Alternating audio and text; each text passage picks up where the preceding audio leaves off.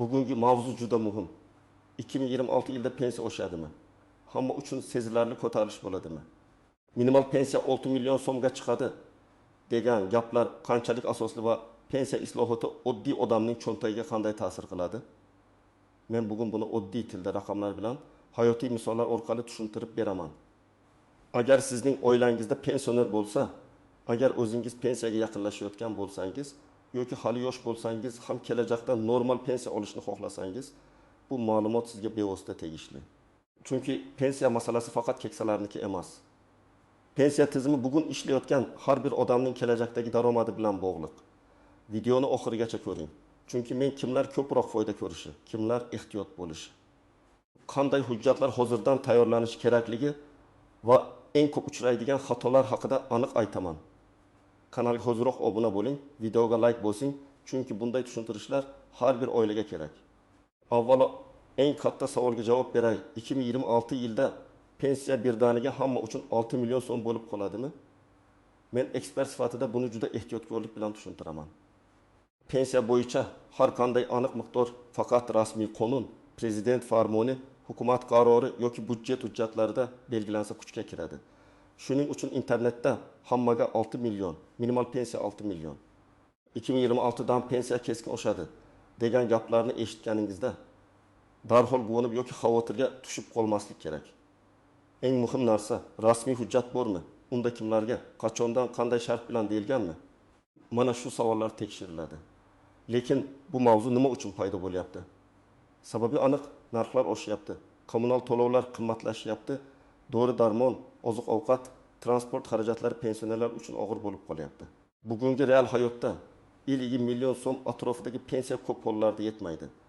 Ayniqsa yolg'iz yashaydigan keksalar, kasalligi bor odamlar, ijarada turadiganlar yoki farzandlaridan doimiy yordam ololmaydiganlar uchun pensiya darajasi juda og'riqli masala. Oldin pensiya tizimi asosan 3 ta narsaga bog'liq edi. Odamning ish staji, rasmiy ish haqi va pensiya hisoblash qoidalari. Ya'ni kim ko'proq rasmiy ishlagan, kimning oyligi hujjatda yuqori ko'rsatilgan, kimning mehnat daftarchasi to'g'ri yuritilgan bo'lsa, o'sha odam odatda yaxshiroq pensiya olgan. Ammo muammo shundaki, ko'p odamlar yillar davomida norasmiy ishlagan, ba'zilar konvertda oylik olgan, ba'zilar mehnat daftarchasiga kiritilmagan, ba'zilar korxona yopilib ketgani uchun arxiv hujjatlarini topolmayapti. Natijada odam real hayotda 30 yil ishlagan bo'lishi mumkin, lekin hujjatda 15 yil chiqadi. Pensiya esa hujjatga qarab hisoblanadi. Endi nima o'zgarishi mumkin? Pensiya islohotining asosiy maqsadi odatda 3 yo'nalishda bo'ladi. Birinchisi, eng kam pensiyani yashash xarajatlariga yaqinlashtirish. Ikkinchisi, uzoq yillar rasmiy ishlagan odamni rag'batlantirish. Uchinchisi, tizimni adolatli va raqamli qilish, ya'ni kim qancha ishlagan, qancha badal to'lagan. Hammasi elektron ko'rinishda hisobga olinishi. Agar 2026 yilda pensiya bo'yicha katta islohot bo'lsa, u faqat pul qo'shildi degan oddiy masala emas, balki butun hisoblash tartibi, indeksatsiya, minimal kafolat, staj talabi va ijtimoiy himoya mexanizmlarini qamrab olishi mumkin. Asosiy qism 1 nimalarni bilish kerak, kim xavotir olishi kerak, kim xavotir olmasligi kerak. Men birinchi navbatda bitta muhim fikrni aytaman. Pensiya oshi deganda hamma uchun bir xil summa qo'shiladi degani emas. Masalan, davlat pensiyalar 25% ga oshiriladi desa, 1 million 500 ming so'm pensiya oladigan odamga 225 ming so'm qo'shiladi. 3 million so'm oladigan odamga esa taqdim etim ming so'm qo'shiladi. Bu foizli oshirish. Lekin agar minimal pensiya oshiriladi desa, unda eng past pensiya oluvchilar ko'proq foyda ko'radi. Misol keltiraman. Faraz qilaylik, bir opa 1 million 200 ming so'm pensiya oladi. Agar yangi tartibda eng kam pensiya 2 million so'm etib belgilansa, bu opaning pensiyasi 800 ming so'mga ko'tarilishi mumkin. Lekin 2 million 800 ming so'm pensiya oladigan boshqa odamga bu minimal kafolat bevosita ta'sir qilmasligi mumkin. Chunki u allaqachon minimal darajadan yuqorida. Demak, minimal pensiya oshishi eng ko'p past pensiya oladiganlarga yordam beradi. Endi 6 million raqami haqida. Agar 2026 yilda minimal pensiya 6 million bo'ladi degan gap rasmiy tasdiqlanmasa, buni aniq fakt deb aytish noto'g'ri. Lekin nazariy jihatdan, agar davlat pensiyani yashash minimumi, iste'mol savatchasi, inflyatsiya va ish haqi o'sishiga bog'lab indeksatsiya qilsa, kelajakda pensiyalar bosqichma-bosqich ko'tarilishi mumkin. Ammo 6 milyon so'm minimal pensiya juda katta budjet yükünü anglatadi. Nega? Chunki pensionerlar soni millionlab. Har bir pensionerga bir necha million so'mdan qo'shimcha berish davlat budjetidan juda katta mablag' talab qiladi. Bu pul qayerdan keladi? Soliqlar, pensiya jamg'armasi tushumlari, iqtisodiy o'sish, rasmiy bandlik davlat daromadlari hisobidan. Shuning uchun men tomoshabinlarga shuni tushuntiraman. Pensiya islohoti faqat pensionerga pul berish emas, balki butun iqtisodiyot bilan bog'liq. Bugun qancha ko'p odam rasmiy ishlasa, ish beruvchi ijtimoiy to'lovlarni to'g'ri qilsa, ish haqi yashirilmasa, kelajakda pensiya tizimi shuncha barqaror bo'ladi. Agar ko'pchilik norasmiy ishlasa, pensiya jamg'armasi kam bo'ladi. Tushum kam bo'lsa, pensiyani keskin oshirish qiyinlashadi. Kimlar ko'proq diqqat qilish kerak? Birinchi guruh pensiya yoshiga 5 yil qolgan odamlar. Siz hozirdan hujjatlarni tekshirtirishingiz kerak. Mehnat daftarchangizdagi yozuvlar to'g'rimi? İşga kelgan va chiqqan sanalar aniqmi? Korxona nomi to'g'ri yozilganmi? Muhrlar bormi? Buyruq raqamlari bormi? Shular juda muhim. Birgina xato yozuv yoki yo'qolgan davr pensiya miqdoriga ta'sir qilishi mumkin. Ikkinchi guruh norasmiy ishlaganlar. Agar siz 10 yil qurilishda, bozorda xizmat ko'rsatishda, haydovchilikda, savdoda ishlagan bo'lsangiz, lekin rasmiy shartnoma bo'lmagan bo'lsa, pensiya hisobida bu davr tan olinmasligi mumkin. Shuning uchun hozirgi kundan boshlab rasmiy ishlash, o'zini o'zi band qilgan shaxs sifatida ro'yxatdan o'tish, ijtimoiy soliq to'lash yoki yakka tartibdagi tadbirkorlikni to'g'ri yuritish juda muhim. Uchinchi guruh ayollar. Ko'p ayollar farzand tarbiyasi, uy ishlari. Vaqtinchalik norasmiy mehnat sabab ish stajida uzilishlarga ega bo'ladi. Pensiya hisobida bola parvarishi davri, ish staji, rasmiy mehnat faoliyati qanday hisoblanishini albatta tekshirish kerak. Masalan, bir ayol 25 yil ishlaganman deb o'ylaydi, lekin hujjatda faqat 17 yil chiqishi mumkin. Sababi ayrim yillarda ish joyi rasmiylashtirilmagan yoki arxiv ma'lumotlari yo'q. Bunday vaziyatda oldindan harakat qilinsa, ko'p narsani tiklash mumkin. 4-guruh chet elda ishlaganlar. Agar odam Rossiya, Qozog'iston, Turkiya yoki boshqa davlatda ishlagan bo'lsa, u davr pensiya hisobiga qanday qo'shilishi masalasi alohida tekshiriladi. Bu yerda davlatlararo kelishuvlar, rasmiy ishlaganlik, soliq va badallar muhim.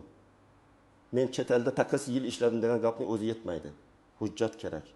Birinchi misol, Akmal aka 6 yoshga yaqinlashyapti. U 3 yil haydovchi bo'lib ishlagan. Lekin 12 yilni xususiy firmada norasmiy ishlagan.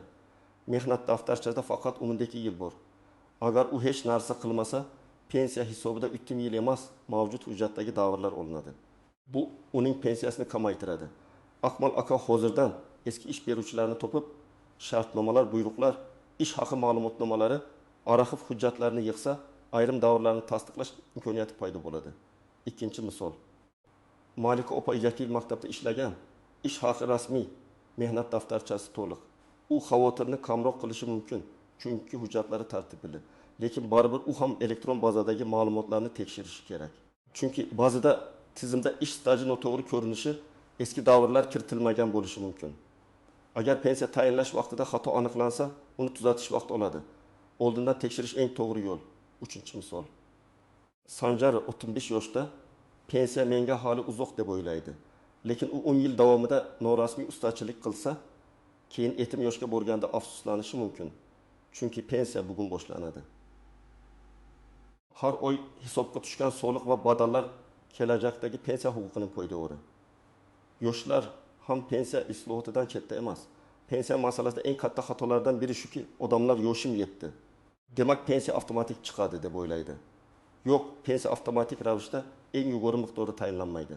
Pensiya uchun huquq, staj, ish haqi ma'lumotlari, imtiyozlar, ish sharoiti. Ayrim toifalar bo'yicha alohida qoidalar tekshiriladi. Birinchi nozik jihat, ish staji bilan ish haqi bir xil narsa emas. Sizda staj ko'p bo'lishi mumkin, lekin rasmiy ish haqingiz past ko'rsatilgan bo'lsa, pensiya kutilgandan kam bo'lishi mumkin. Masalan, odam real hayotda 5 million so'm olgan, lekin hujjatda 20 million 500 ming so'm ko'rsatilgan. Pensiya real olgan pulga emas, rasmiy ma'lumotga qarab hisoblanadi. Shuning uchun bugun oylikni kam ko'rsatamiz, soliq kam bo'ladi deyish ertaga pensiyani kamaytiradi dedi. Ikkinchi nozik jihat, mehnat daftarchasidagi yozuvlar yetarli bo'lmasligi mumkin. Ayrim holatlarda ish haqi haqida ma'lumotnoma, buyruq nusxasi, arxiv tasdig'i so'raladi. Ayniqsa eski korxonalar, kolxoz, sovxoz, zavod, kichik firmalar, tugatilgan tashkilotlar bo'yicha arxivga murojaat qilish kerak bo'ladi. Agar korxona yopilgan bo'lsa, hujjatlari qaysi arxivga topshirilganini aniqlash kerak. Uchinchi nozik jihat imtiyozli pensiya va oddiy pensiya farq qiladi. Ba'zi kasblarda og'ir, zararli yoki maxsus sharoitlarda ishlaganlik uchun alohida imtiyozlar bo'lishi mumkin. Lekin buni isbotlash oson emas. Faqat men og'ir ishda ishlaganman deyish yetmaydi. Lavozim nomi, ish joyi, zararli sharoit ro'yxati, attestatsiya, maxsus hujjatlar talab qilinishi mumkin. Agar siz shaxta kimyo issiq sex, tibbiyotning ayrim yo'nalishlari, ta'lim, harbiy xizmat yoki boshqa maxsus sohalarda ishlagan bo'lsangiz, albatta o'zingizga tegishli qoidalarni oldindan aniqlang. 4-nozik jihat. Pensiya oshishi hamma vaqt bir xil natija bermaydi. Masalan, davlat ayrim toifalarga qo'shimcha ustama bersa, nogironligi bor shaxslar, boquvchisini yo'qotganlar, yolg'iz keksalar, urush yoki mehnat faxriylari muayyan mukofotlarga ega shaxslar alohida tartibda ko'rib chiqilishi mumkin. Shuning uchun qo'shnimga faloncha qo'shildi, menga nega qo'shilmadi degan savol har doim ham oddiy javobga ega emas. Har bir pensiya ishi alohida hujjatlar asosida hisoblanadi. 5-nozik jihat qarzdorlik va ushlab qolishlar. Ba'zi pensionerlarning pensiyasidan aliment, kredit ijro hujjati yoki ortiqcha to'langan summani qaytarish kabi sabablar bilan ushlab qolishlar bo'lishi mumkin. Shunda pensiya oshgan bo'lsa ham qo'lga tegadigan summa kutilgandan kam bo'lib ko'rinadi. Bunday vaziyatda odam avvalo bankdan, pensiya jamg'armasidan yoki majburiy ijro byurosidan ushlab qolish sababi bo'yicha aniqlik kiritish kerak. 6-nozik jihat. Plastik karta va naqd pul masalasi. Ba'zan pensiya to'landi, lekin odam mengaga kam tushdi deydi. Aslida bank komissiyasi, qarzdorlik, eski karta, hisob raqamdagi muammo, boshqa to'lov bilan aralashish kabi holatlar bo'lishi mumkin. Har doim SMS xabar, bank ilovasi, pensiya varaqasi va rasmiy hisob kitobni solishtirish kerak. Yana bitta muhim masala, agar 2026 yilda pensiya islohoti doirasida yangi elektron tizim, yangi formulalar yoki minimal kafolatlar joriy qilinsa, ayrim odamlar qayta hisob kitobdan foyda ko'rishi mumkin. Lekin qayta hisoblash uchun ba'zan ariza kerak bo'ladi, ba'zan tizim avtomatik qiladi. Shuni chalkashtirmaslik kerak. Hamma narsani davlat o'zi biladi deb kutib o'tirish ko'p hollarda foydali emas. Siz o'z huquqingizni bilishingiz va tekshirishingiz kerak. Birinchi qadam, pensiya hujjatlaringizni tekshiring. Agar siz pensiya yoshiga yaqin bo'lsangiz, mehnat daftarchangizni oling va boshdan oxirigacha ko'rib chiqing. Ishga kirgan sana, ishdan bo'shagan sana, tashkilot nomi, lavozim, muhr, imzo buyruq raqami bor yo'qligini tekshiring. Agar biror joyda yozuv xira, noto'g'ri, muhrsiz yoki tushunarsiz bo'lsa, hozirdan tuzatish choralarini ko'ring. Ikkinchi qadam, elektron ma'lumotlarni tekshiring. Yagona interaktiv davlat xizmatlari portali My.uz soliq ilovalari, bandlik va pensiya tizimlariga oid elektron xizmatlar orqali o'zingiz haqingizdagi ma'lumotlarni ko'rishga harakat qiling. Agar tushunmasangiz davlat xizmatlari markaziga boring. U yerda sizga ma'lumot olish, ariza yuborish, hujjatlarni aniqlashtirish bo'yicha yordam berishlari kerak. 3-qadam, ish haqi ma'lumotnomalarini yig'ing. Ayniqsa eski davrlarda yuqori oylik olgan bo'lsangiz, bu juda muhim. Korxona hali ishlayotgan bo'lsa, kadrlar bo'limi yoki buxgalteriyaga murojaat qiling. Korxona tugatilgan bo'lsa, tuman yoki viloyat arxiviga so'rov yuboring. Arizada qaysi yillarda ishlaganingiz, lavozimingiz, korxona nomi, taxminiy sanlar aniq yozilsin. 4-qadam, norasmiy davrlarni qonuniylashtirish imkonini tekshiring. Agar siz hozir norasmiy ishlayotgan bo'lsangiz, ish beruvchidan mehnat shartnomasi talab qiling. Agar o'zingiz mustaqil xizmat ko'rsatsangiz, o'zini o'zi band qilgan shaxs sifatida ro'yxatdan o'tish yoki yakka tartibdagi tadbirkor sifatida ishlash variantlarini o'rganing. Bu faqat bugungi soliq masalasi emas, kelajakdagi pensiya masalasi hamdir. 5-qadam. Pensiya tayinlashdan oldin maslahat oling. Pensiya jamg'armasining tuman bo'limiga boring. Davlat xizmatlari markazidan so'rang. Huquqshunos yoki kadrlar bo'yicha mutaxassis bilan maslahat qiling. Savollaringizni oldindan yozib boring. Masalan, mening umumiy stajim qancha chiqyapti? Qaysi davrlar hisobga olinmagan? Qaysi hujjat yetishmayapti? Qaysi ustamalar menga tegishli bo'lishi mumkin? Qayta hisoblash huquqim bormi? 6-qadam, ariza yozishni o'rganing. Agar ma'lumot noto'g'ri bo'lsa, og'zaki gap bilan cheklanib qolmang. Yozma ariza bering. Arizada ism familiyangiz, pasport ma'lumotlaringiz, yashash manzilingiz, telefon raqamingiz, muammo mazmuni va talabingiz aniq bo'lsin. Masalan, falon yillarda falon tashkilotda ishlagan, davrim pensiya stajiga kiritilmagan, ushbu davrni tekshirib hisobga olishni so'rayman. Arizaga mavjud hujjat nusxalarini ilova qiling. Ariza qabul qilinganini tasdiqlovchi raqam yoki muhrni oling. 7-qadam, pensiya miqdorini kuzatib boring. Har bir oshirishdan keyin hisob kitobni tekshiring. Menga qancha qo'shilish kerak edi, qancha tushdi, farq nimadan degan savollarni berishdan uyalmang. Bu sizning pulingiz, sizning huquqingiz. Agar tushunmovchilik bo'lsa, bankdan hisobvaraq ko'chirmasi oling.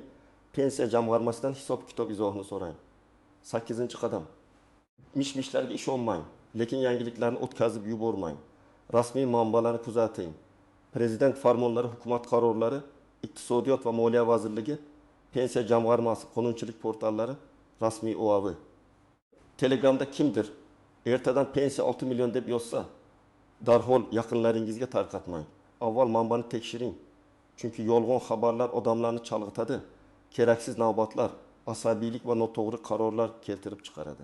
9-qadam, oilangizdagi keksalarga yordam bering. Ko'p pensionerlar elektron xizmatlardan foydalana olmaydi. Ular telefon ilovasi, SMS, bank kartasi, elektron ariza masalalarida qiynaladi. Farzandlar, nabiralar, yaqinlar ularga yordam berish kerak. Mehnat daftarchasini suratga olib saqlang, hujjatlarning nusxasini qiling, arxiv so'rovlarga yordam bering, bank kartasidagi tushumlarni tekshirib turing. 10-qadam. Agar pensiya kam tayinlangan deb hisoblasangiz, e'tiroz bildiring. Avval tuman pensiya jamg'armasiga murojaat qiling. Javob qoniqtirmasa, yuqori turuvchi tashkilotga o'zing. Zarur bo'lsa, sud tartibida huquqingizni himoya qilish imkoniyati ham bor. Lekin har bir bosqichda hujjat, dalil, yozma javob bo'lishi kerak. Faqat telefon orqali gaplashish keyin isbot bo'la olmaydi. Endi 2026 yilga alohida to'xtalaman. Agar haqiqatan ham pensiya reformasi chuqur bo'lsa, unda 3 ta natijani kutish mumkin. Birinchisi, eng past pensiya oluvchilarni himoya qilish kuchayadi. Ikkinchisi, rasmiy ishlagan odamlar bilan norasmiy ishlaganlar o'rtasidagi farq yanada aniq bo'ladi. Uchinchisi, elektron hisob kitoblar ko'payadi. Ya'ni eski qog'oz hujjatlardagi xatolarni tuzatish yanada dolzarb bo'ladi. Agar minimal pensiya sezilarli oshsa, bu pensionerlar uchun yengillik beradi. Dori sotib olish, kommunal to'lovlarni yopish, oziq-ovqat xarajatlarini qoplash osonlashadi. Lekin bu bilan birga davlat uchun katta mas'uliyat tug'iladi. Narxlar yana oshib ketmasligi, budjet barqaror bo'lishi, pul qadrsizlanib qolmasligi kerak. Chunki pensiya ko'tarilib, bozorda narxlar ham shuncha oshib ketsa, odamning real hayotidagi foyda kamayib ketadi. Shuning uchun pensiya islohoti inflyatsiya bandlik, ish haqi va soliqlar bilan birga qaralishi kerak. Men tomoshabinlarga shuni aytmoqchiman. Pensiya mavzusida eng kuchli himoya bu hujjat va bilim. Kim o'z stajini bilsa, hujjatini to'g'rilasa, rasmiy ishlasa, yangiliklarni kuzatsa, u islohotlardan ko'proq foyda ko'radi. Kim keyin ko'ramiz deb yuraversa, pensiya yoshiga yetganda vaqt asab va pul yo'qotishi mumkin. Demak, 2026 yilda pensiya oshishi va pensiya islohoti haqidagi gaplar juda muhim, lekin har bir raqamni rasmiy manba bilan tekshirish kerak. Minimal 6 million degan, bu faqat rasmiy hujjat bilan tasdiqlansa aniq bo'ladi.